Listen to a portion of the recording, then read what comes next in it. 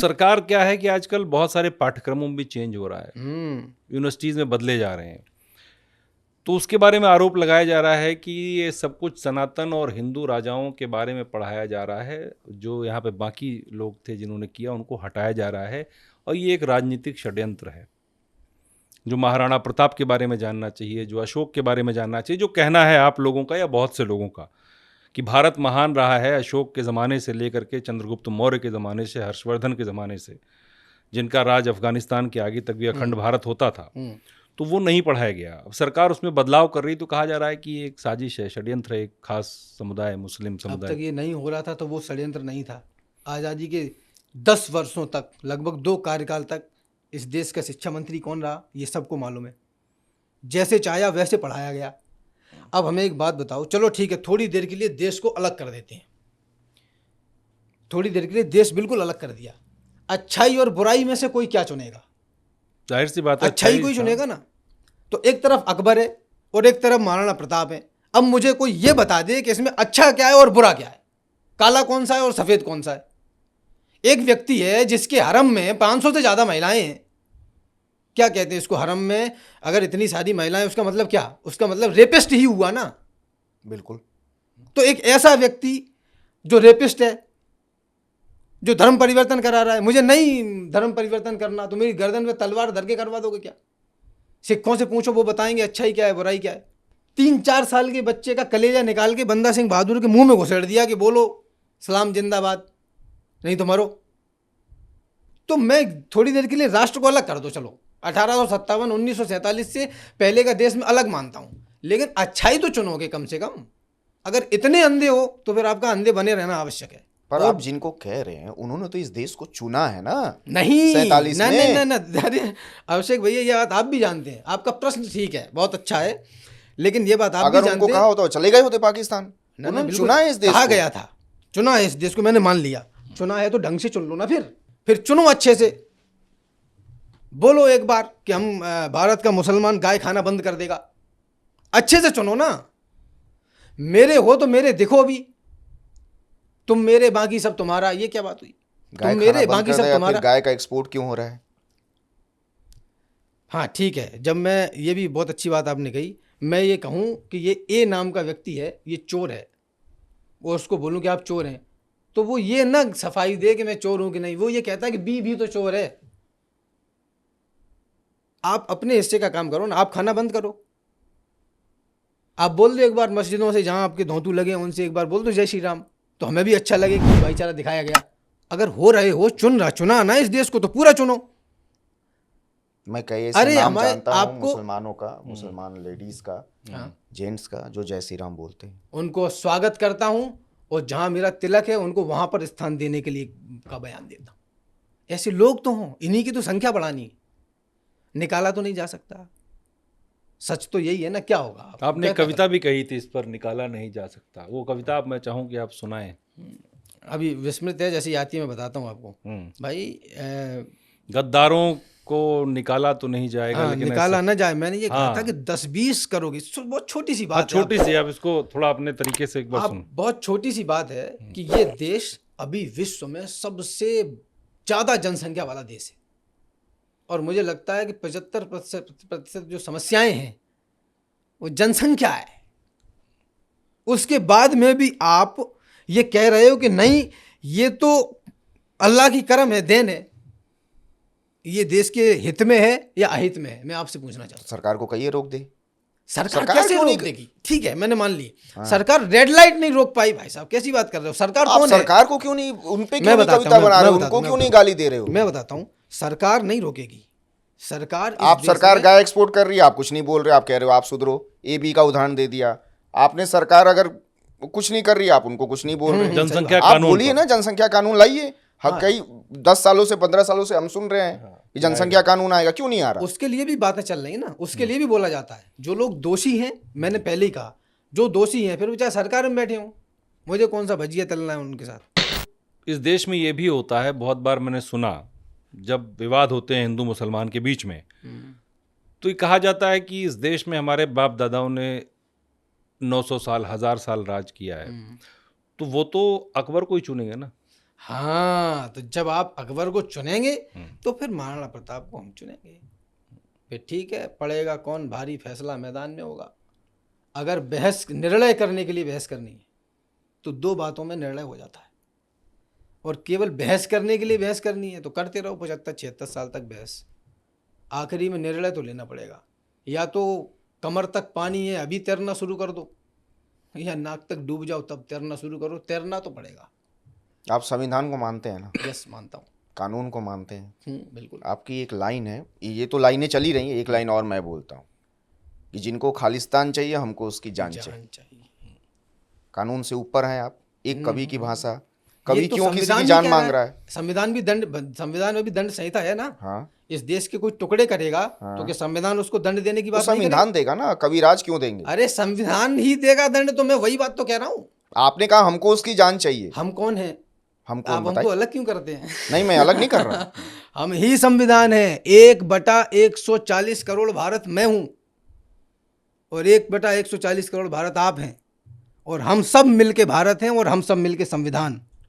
इस देश को बांटने की बात यदि कोई करेगा तो संविधान थोड़ी बोलेगा, कानून बोलेगा ना। कानून के हाँ। तहत सजा होगी। तो जिनको कानून के खालिस्तान तहत सजा होगी। तो मैंने ये थोड़ी कहा कि हम तुम्हारा गला काट देंगे जाके, जान हम मतलब फांसी क्या पे होता है? लटकाएंगे। पहले कोर्ट में पेश करेंगे, फिर जज साहब बोलेंगे टू हैंग टिल डेथ कर देंगे तुम्हारी। और हाँ, नियम जो होते हैं, जी। चाहे वो संविधान हो या फिर किसी भी प्रकार के नियम हो, कई बार परिस्थितियां ऐसी हैं कि वो नियम हमारे लिए बाध्यता बन जाते हैं, बंधन बन जाते हैं। देश हित में यदि तोड़ने भी पड़े तो मुझे लगता है कि तोड़ देना चाहिए। बहुत बड़ी बात कह रहे हैं आप। बहुत बड़ी बात कह रहा हूँ। महाभारत काल से लेकर के अगर उस दिन अभिमन्यु ने नियम तोड़ दिया होता, पांडवों ने नियम तोड़ दिया होता, तो अभिमन्यु जिंदा होते। उस दिन, जिस दिन द्रुत कीड़ा हो रही थी, जिस दिन जुआ खेला जा रहा था, द्रौपदी हारी जा रही थी, उस दिन अगर पांडव नियम तोड़ देते, वचन तोड़ देते, तो इतना बड़ा नरसंहार नहीं होता, महाभारत नहीं होता। कई बार परिस्थितियाँ इतनी विकट होती हैं कि नियम हमारे ही बनाए गए नियम हमारा हाथ बांधने का काम कर देते हैं, तो मुझे लगता है कि नियम तोड़ देने चाहिए। अच्छा, एक चीज़, पढ़ाई पे भी एक जगह हम लोग कहीं बातचीत किए हैं, तो आपको क्या लगता है स्कूलों में रामायण महाभारत पढ़ानी चाहिए? यस, पढ़ाई जानी चाहिए। हमने डीएम तो तैयार किए, कलेक्टर तैयार किए, नेता तैयार किए, इंजीनियर, डॉक्टर्स सब तैयार किए, लेकिन भ्रष्ट तैयार किए। सब कुछ है हमारे पास, लेकिन भ्रष्ट है। वो कलेक्टर इसलिए थोड़ी बनता है कि उसको जिले की सेवा करनी है। उसकी पहली प्राथमिकता तो कुछ और ही है। क्या है? धन कमाएगा, भ्रष्टाचार करेगा, पैसा कमाएगा। कौन नहीं कमाता? किससे छिपा है ये? कोई मुझे इस बात के लिए फांसी दे तो कल देता हो तो आज दे दे। सच तो यही है। दनादन चल रही है खेल। हमने अध्यापक बनाए, लेकिन वो भी भ्रष्ट बनाए। वो भी लंच के बाद में टेबल पे दोनों पैर टेक के 2 घंटे की नींद फंसा देते हैं अच्छी। हमने इंजीनियर्स बनाए। ये तो नोएडा में बैठे हैं हम लोग, मतलब देश यहाँ में भी है ना प्राधिकरण। मैंने तो इसमें ठेकेदारी करी 2 साल। एक एक इंजीनियर के घर में कितना कितना पैसा निकलता है। कौन है ये लोग? तो इसलिए पढ़ाई जानी चाहिए कि कम से कम वो नैतिक रूप से तो ठीक हों। वैज्ञानिक शिक्षा में भले ही थोड़े कमज़ोर हों, चलेगा। अगर आज़ादी है, मैंने मान लिया कि स्वतंत्रता मिल चुकी है, आज़ादी है, तो खाने की आज़ादी है, तो क्या किसी का मांस खा जाओगे? किसी का हक खा जाओगे? बोलने की आज़ादी है, तो क्या किसी को गालियाँ बकोगे, किसी को कोसोगे? पहनने की आज़ादी है, तो क्या नंगे घूमोगे?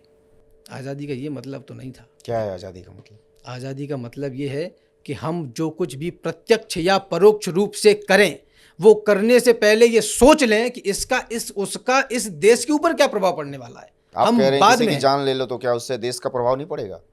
आप किसी को बांटने की बात कह रहे हैं, आप कह रहे हैं वो पाकिस्तान जाओ, आप किसी को काटने की बात कह रहे हैं, क्या प्रभाव नहीं पड़ेगा? मैं बताता हूँ।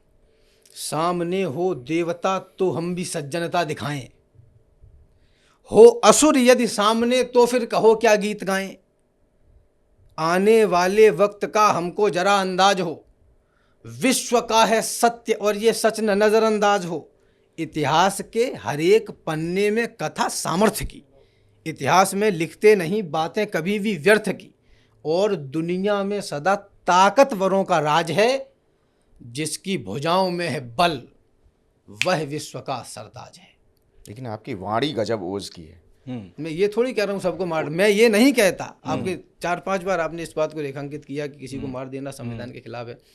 मैं ये नहीं कहता कि जाकर के महामारी करो, पर युद्ध तय है, युद्ध की पुरजोर तैयारी करो। अब इसका मतलब क्या समझे? इसका मतलब ये कि बलवान बनने में क्या दिक्कत है? नहीं, युद्ध तय है, युद्ध की तैयारी करो, क्या है इसका मतलब? युद्ध इसलिए तय है, ये कहा जाता है कि प्रेम इस दुनिया का नियम है, वो आधार है, ये पूरी सृष्टि प्रेम से चली है भैया। तो युद्ध इस जीवन का नियम है, अपने अपने हिस्से की लड़ाई तो सबको लड़नी पड़ेगी। जिसको हम सीता की खोज कहते हैं, वो कोई सीता की खोज नहीं है, वह शक्ति की खोज है जो हर युग में हर राम को करनी पड़ेगी, अपने अपने हिस्से की। हम अहिंसा के पुजारी हैं, यही पहचान भी, यही ही हमारा मान है, सम्मान स्वाभिमान भी। पर कोई आकर हमारी माँ को डायन बोल दे, शांत मौसम में जहर कोलाहलों का घोल दे, जब कोई आकर तमाचा दे हमारे गाल पर, गर्म लोहे की सलाखें भी छुआ दे खाल पर, जब कोई माओं की बहनों की लगाए बोलियां जब कोई नवजात शिशुओं की जलाए होलियां, जब कोई इस देश को, इस धर्म को यलगार दे, जब कोई सिर पर चढ़े और युद्ध की ललकार दे, तब भी प्रेयसी के दुपट्टे में ही क्या मोती जड़ोगे? और युद्ध लड़ना पड़ गया तो क्या दुपट्टों से लड़ोगे? हमारे बुलंदशहर के 60-84 के बड़े अच्छे कवि हैं आदरणीय अर्जुन सिसोदिया जी, वो कहते हैं कि युद्ध नहीं जिनके जीवन में, वो भी बहुत अभागे होंगे, या तो प्रण को तोड़ा होगा या फिर रण से भागे होंगे। लड़ाई तो ये है, लड़ाई वो सरहद पे खड़ा हुआ जवान भी लड़ रहा है जो हाथ में बंदूक लिए हुए, लेकिन लड़ाई तो वो किसान भी लड़ रहा है जो जनवरी की ठंड में रात में 4 बजे अपने गेहूं में पानी लगाता है।